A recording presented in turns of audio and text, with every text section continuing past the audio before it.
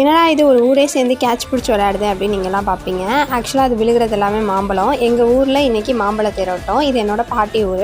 அங்கே எல்லா வருஷமுமே மாம்பழ தேரோட்டம் நடக்கும். ஸோ அதே மாதிரி தான் இந்த வருஷமும் நாங்கள் போயிருந்தோம். இந்த மாம்பழ தேரோட்டம் அப்படின்னா என்னென்னா, எல்லோரும் அவங்க வீட்டு மாடியில் இருந்து மாம்பழத்தை வந்து வீசுவாங்கங்க தேர் போக போக. ஸோ தேர் ஸ்டார்ட் ஆக ஆரம்பித்தோடனே மாம்பழம் வீச ஆரம்பிப்பாங்க. அப்புறம் ஒரு வீடாக மாம்பழம் வீசினதுக்கப்புறம் தான் அந்த தேர் நெக்ஸ்ட் மூவ் ஆக ஆரம்பிக்கும். ஸோ இது ரொம்ப ஃபேமஸான திருவிழா, எங்கள் ஆயா ஊர் திருவிழா. அதுக்கு தாங்க நான் இன்றைக்கி போயிருந்தேன். அந்த விழாக்கு நீங்கள் இப்போ பார்த்துருக்கீங்க. என்ன சப்ஸ்கிரைப் பண்ணிக்கோங்க.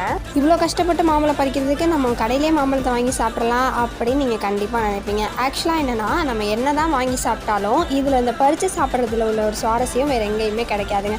நாங்கள் சின்ன பிள்ளையாக இருக்கப்போ ஃப்ரெண்ட்ஸ்லாம் சேர்ந்து இந்த தேரோட்டத்தில் கேம்லாம் விளையாண்டுருக்கோம். அதாவது என்னென்னா, தேர் வந்து நிலக்குத்தையில் எல்லார் கையிலையும் எத்தனை மாம்பழம் இருக்கும் அப்படிங்கிறது தான் மெஜாரிட்டி வச்சுருக்கவங்க வின்னர்ஸ். இதில் வந்து நம்மளால் கேட்ச் பிடிக்க முடியலன்னா நமக்கு தெரிஞ்சவங்க நம்மக்கிட்ட கொடுக்குறதையும் நம்ம கேதர் பண்ணி வச்சுக்கிறது. அந்த மாதிரி ஒரே ஜாலியாக ஃபன்னாக இருக்குங்க. தேங்க்ஸ் ஃபார் வாட்சிங்.